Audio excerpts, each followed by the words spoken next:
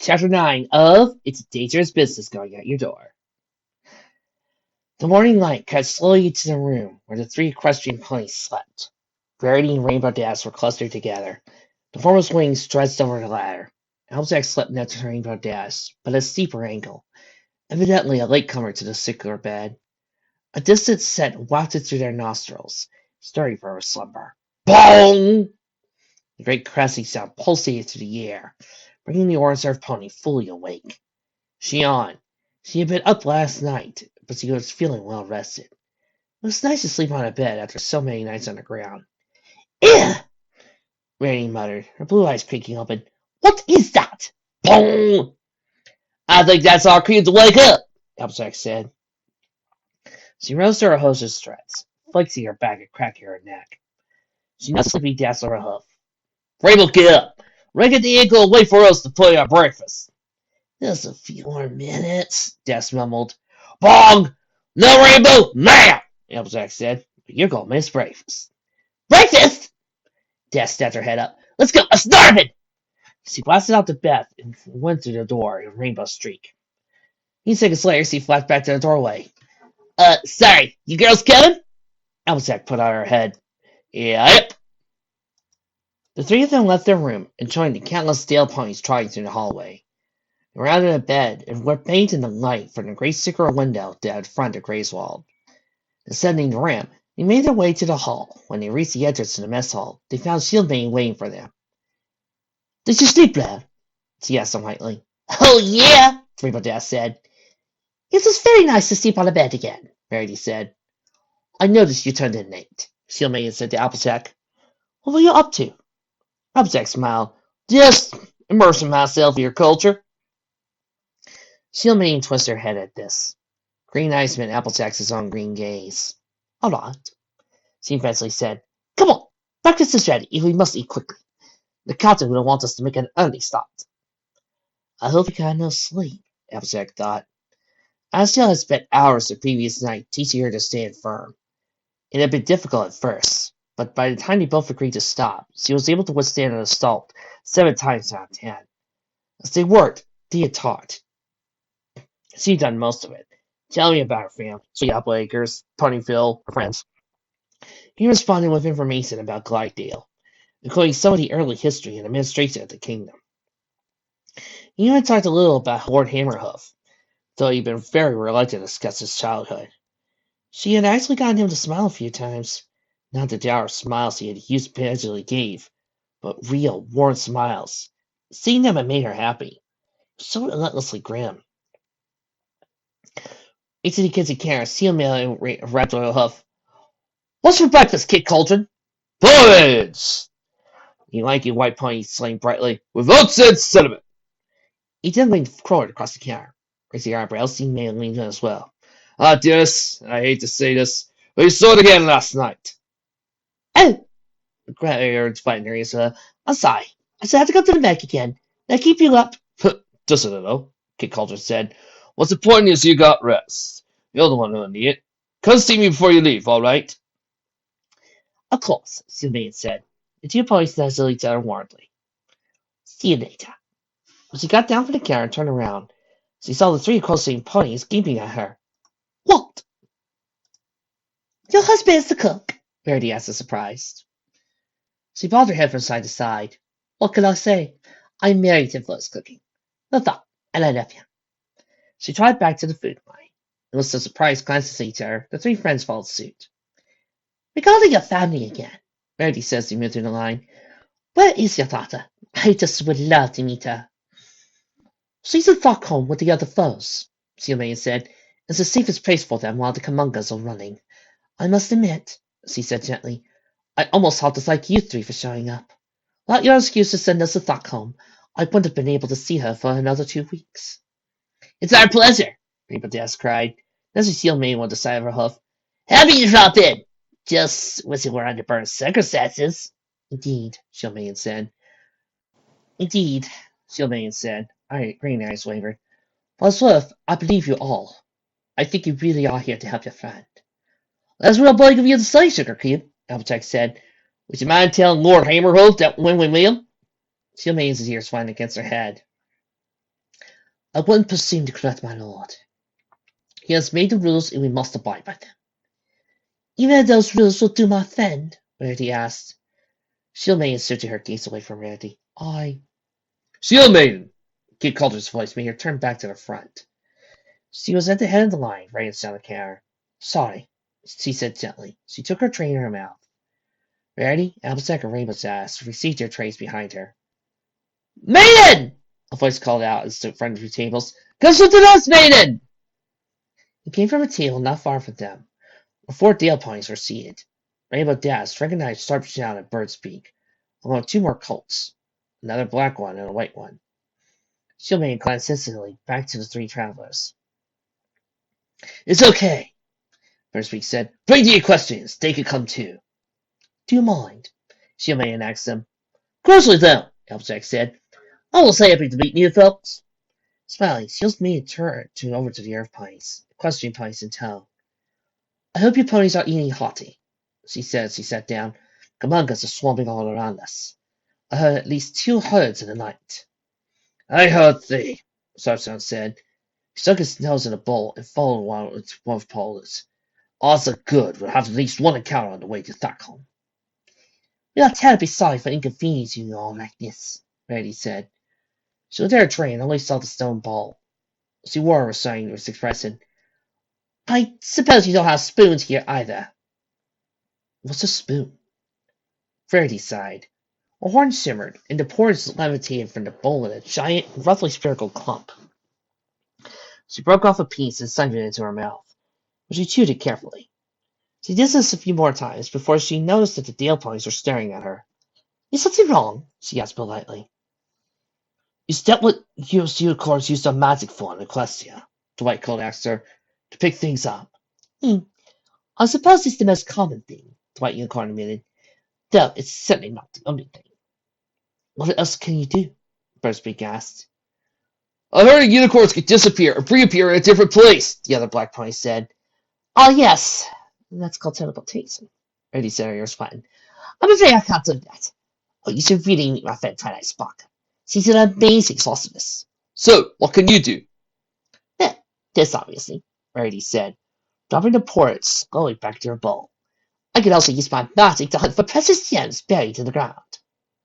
Bird's-Beak stared a glance at Sharp Shout and the other Dale pony. Anything else? Rarity met their gaze unevenly for a single, normal moment. Then she fluttered her eyeglasses and smiled. Meh, she said cautiously. Applejack rolled her eyes. She knew that tune and voice all too well. Rarity was getting ready to show off. I can also do this! All the lights in the mess all went out. The ponies cried out in the darkness. You know, if there was any time to link to an awesome dance song, now would be the good time. Suddenly, a single spotlight shone down from above, illuminating Rarity in the center of the room. Oh, she moaned with a weak pout. Dear me, you caught me so unprepared.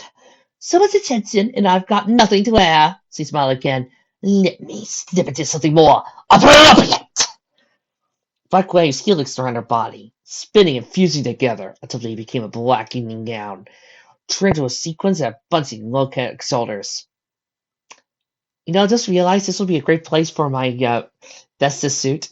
And of course, I must do something with my hair! Her mane flew back and twisted into a tight braid, leaving only the front tress dangling over her face. She caught the front hose on the floor, and black wrapped around them, forming a pair of pumps that were laced up her forelegs. Every pony in the hall was now staring at her, and all the colts were leaning forward particularly far. Rarity was in heaven. I can't forget my lovely native friends, she said. 2 more spotlights shone on Applejack and Rainbow Dash. For you, dear Applejack, something appropriately rustic, she said. Applejack was suddenly wrapped up in a chambray. It was formed into a heathery blue-gray dress. The top of which resembled a pair of overalls. A white chambray bandana around her neck completed the look. Rarity winked at Rainbow Dash. For Rainbow Dash, something bold. Brilliant scarlet taffeta spun around the sky blue Pegasus, transforming into a full gown with a ruffled shirt. The lines of brilliant white trimmed each level ruffle. There was also white spirals around the chest, and a white flower appearing in rainbow hair. And now, for my newest dear friend, Shield Maiden! Rarity said with a warm smile at the gray earth pony. Now, You people are probably wondering how she came up with that on the fly, with little resources or nothing. Well, my friends, you underestimate Rarity! Sylvain blunts as the nurse bite lit her up. Oh no, I couldn't, please! She suddenly levitated at her table. Nonsense! Rarity exclaimed. Suddenly Sylvain down right next to her. The white unicorn, a pricey, gray-haired pony with scrutiny. A short skirt, I think, she said. White silk spun around the Sylvain's flanks. No! Something with a one piece. How about a Tanogasm? Sylvain sucked straight up Sylvain's body and knitted so tightly around her, forming a single unit of a dress with a high collar, short sleeves. As for the color, green, to bring out your beautiful eyes. The dress turned emerald green, with white trim and the sleeves in the collar. Somewhere back in the kitchen, a bowl dropped and shad. Now this is sprinkle to me. Gold earrings hung from Sylvain's ears. And for what? Sing on your feet. Fire sprang from some point of his cup and floated to the in front of Sylvain, forming an impromptu mirror. Ladies and gentlemen, I forgot how good this scene for Rarity is. This is pretty awesome. Sylvain gasped. She never felt before so pretty. She stammered. Oh, well, darling. Rarity asked, arching her eyebrows. Enough! And the instant the lights were back on their mess hall. Spoil sport! The water splashed to the stone's floor.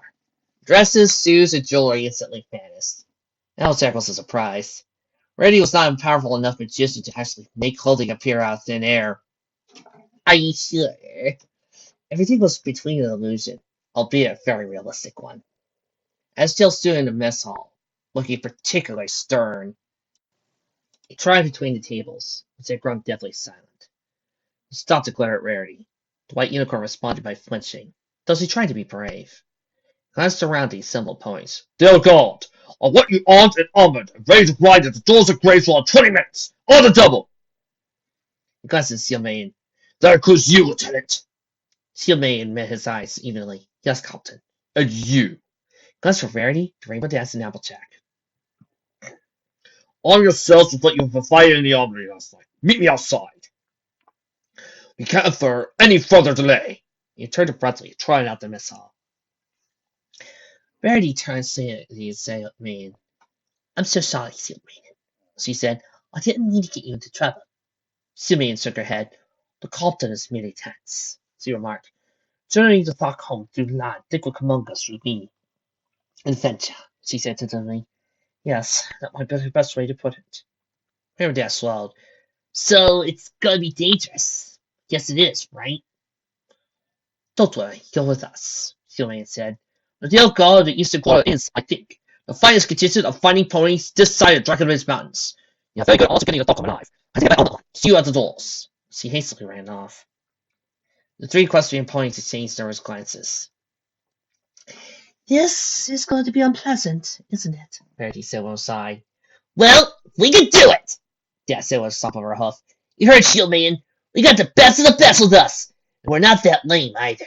She summoned as much of courage as she could muster, willing herself to face danger with a smile. She laughed. Let's go meet those Kamungas and kick their butts! She hovered in the air, kicking out with all four legs. She was really getting into it now. Ha! I bet when those big ugly Kamungas get a glimpse of me flying right out, they'll... Rainbow! We all finish our food, Applejack said, hastening to back to her porridge. Right, Dash cried. She blasted over her porridge, picked out her bowl with both loaves, and slipped a whole chunk of it down with a gulp. Done! She cried, slamming the bowl back to the table. Rarity looked at somebody and stepped on her tail. She gaped at Dash with pained eyes. Ah! She screamed, falling to her stomach and pounding her hooves to the ground. The yellow-tailed pony squeaked quizzically at her, but returned to her food quickly. They had to be quick. A few hurried ponies and mouthful of porridge later, the three travelers were clopping up the ramps to the dormitories, where they had to pass the rest of the Dale Guard, briskly entering their rooms to armor up. When she reached the room for the night, Applejack looked apprehensively at the hoofaxe lying next to the round bed. I don't want to kill nothing, she thought, but asked the instructor to put it on. Hopefully to value his judgment if not fully trusted. She slipped the leather band around her front leg, and took care to position the head of the axe facing out at a slight angle. She then reached down with her hoof and began to lace at the cord. throwing it between the holes with a careful twist of her tongue. She had thrown it through all her hooves. She pulled it tight. With more tongue twisting, she tied a tight knot to hold it in place. She stood up. It was surprisingly light on her leg. Bouncing back on her rear legs, she gave it a swipe. It sang in the air. "Don't want it!" Rainbow cried. "Yes, please be careful with that thing," Verity said. She slid the horn being back into her horn, when Majestic fastened with the leather straps to bind it tightly around her head. They gave her an elegant, majestic appearance, but the white unicorn had no appreciation for this kind of beauty. "Come on, Yell!" Applejack said, trying out the door. "No sense of keeping them waiting." The three ponies headed down the ramp and turned sharply out the great double doors of Grayswald. The Dale Guard was almost fully assembled. A few stragglers hurriedly taking their place in the rows of earth ponies, their upright spears looking like a naked grove of trees. They seemed to be more heavily armed today, nearly all of them with hoof axes on one leg. Some had hoof axes on both legs. At the front of the ranks, Steelmane stood, hoof axe on one leg, while high on the other leg, a shield like a cutie mark was fastened. Aztec came trotting up behind him. He had a hoof axe on his right front leg, or a knife in a leather holster on his left shoulder. Just little reach, he surveyed the equestrian ponies. "Was there no armor?" "Not to spare," she said. He muttered, "You three will have to be careful with that." A long rolling howl echoed across the fields.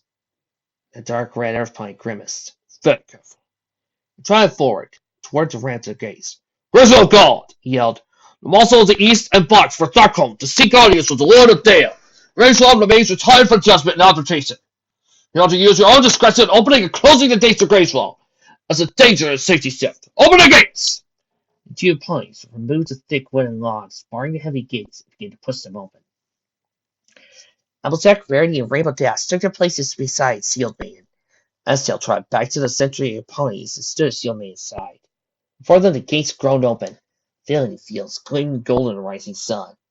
"Here we go," Rainbow Dash said, tensing herself. "Dale Gold, move up!" Estelle yelled. The ponies launched themselves into a gallop, one row after the other in rigorous sequence.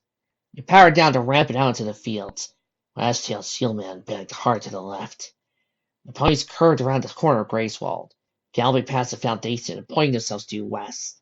The pace rapidly matched what they had achieved the previous day, and Rarity's muscles instantly complained. But she kept up as best as she could. The fastest quickly fell behind them. They were off.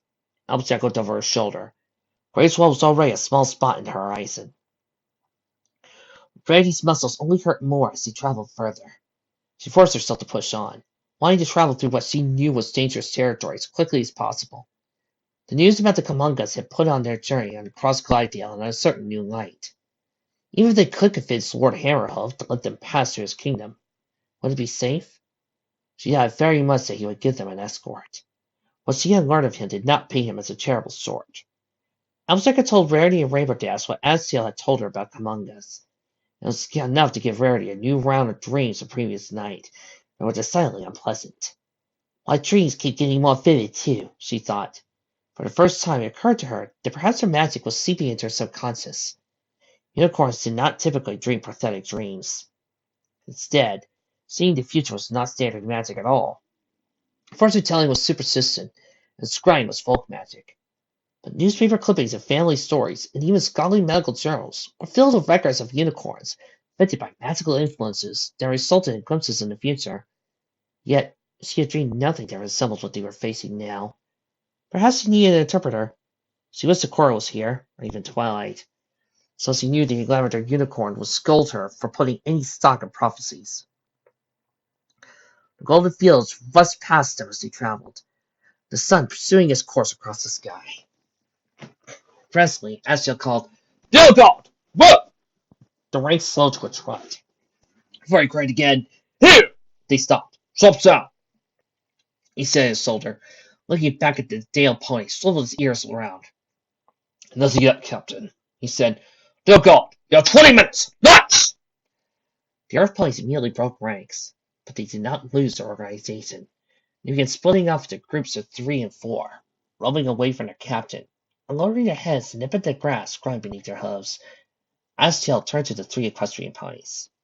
Housesack and Rainbow Dash were standing alert, panting. coat streaked with sweat.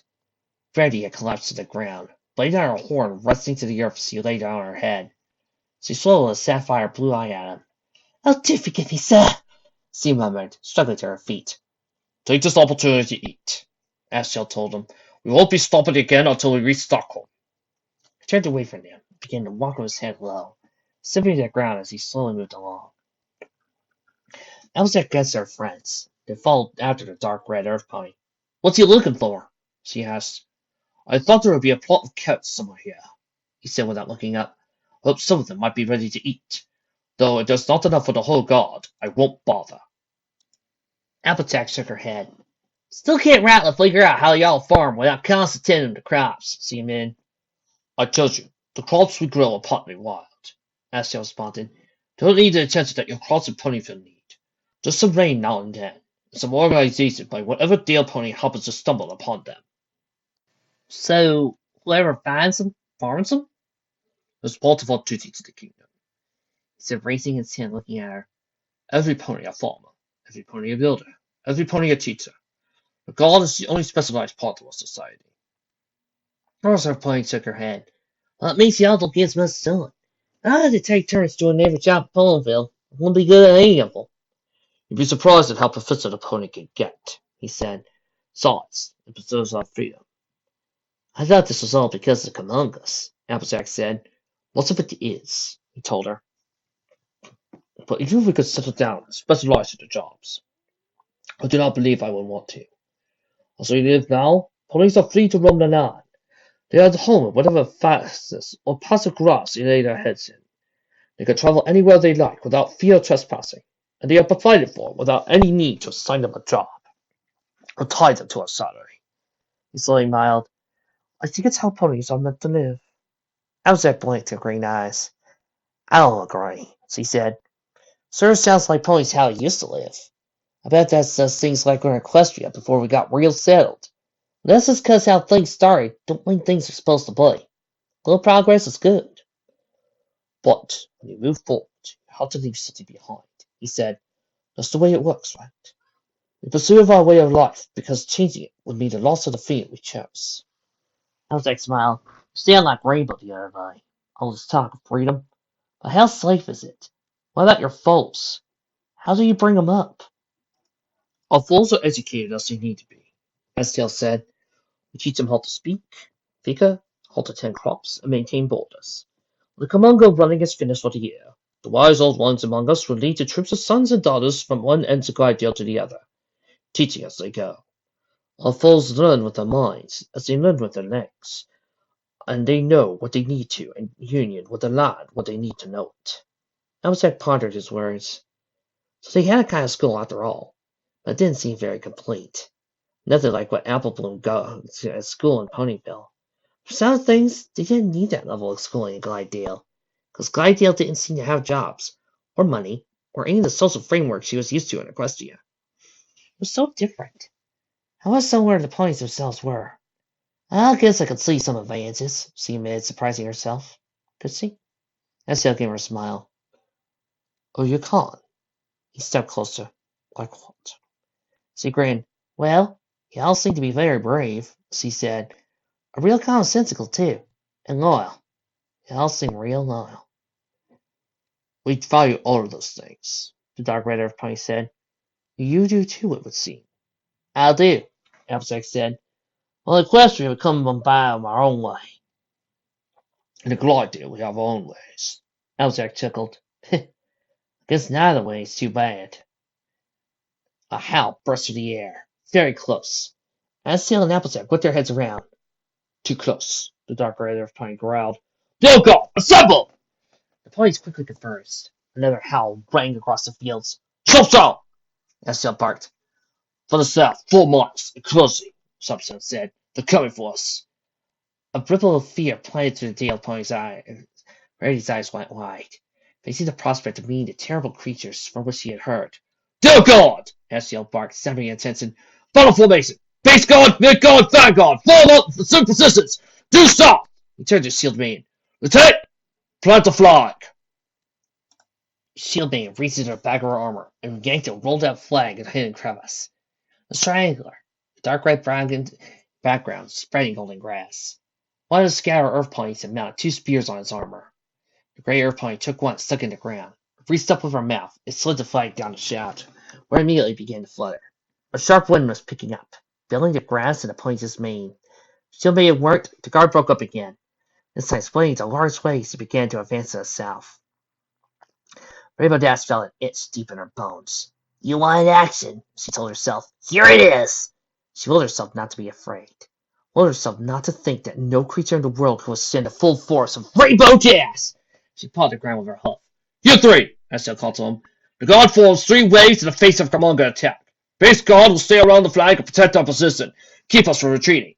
Nick guard stays ahead and receives the Kamungas before they reach the flag. Flag guard charges out and meets the Kamungas head on, past the mid guard. Choose your positions. Oh my goodness. I'd rather stay here. I'm on base guard duty, Vanity, Chilean said. You can stay with me. I guess I'll be on mid guard, Applejack said, though twisted her stomach. She didn't want to fight. How about you, Rainbow? I'll get to the front! Sky flew peaked to the side, stomping her hoof to the ground, snorting loudly from her nostrils, flapped her wings, got to the ground and rustle of wind. So be it, Astiel said. Rainbow Dallas, you come with me. I need the vanguard. Applejack, Nick's already in position. Ready? Your duty is not to move. Do not let the commanders push us from here. Shieldmate, flag is yours. Yes, sir, Shieldmate said, thumping her chest with a hoof. You all be careful. Promise me you will, Verity cried. Couldn't if something happened to either of you. You look after yourself for a bait you could keep, Applejack said, nuzzling Verity reassuringly. We'll tend to our business. Come on! The Astiel and Applejack galloped forward, rushing forward fields that suddenly seemed to increase tall and hilly. The golden plains rolled beneath them as they pushed towards the front. Applejack slowing when she saw the wave of ponies that made the midguard. They were nervous for practical reasons. All the midguard were pulling out their spears. Another thing she liked was to sit close to one of them. She thought she would probably speak and towards her. Play safe! She said to Astiel and Rainbow Dash as they pulled away from her. You too! He said over his shoulder.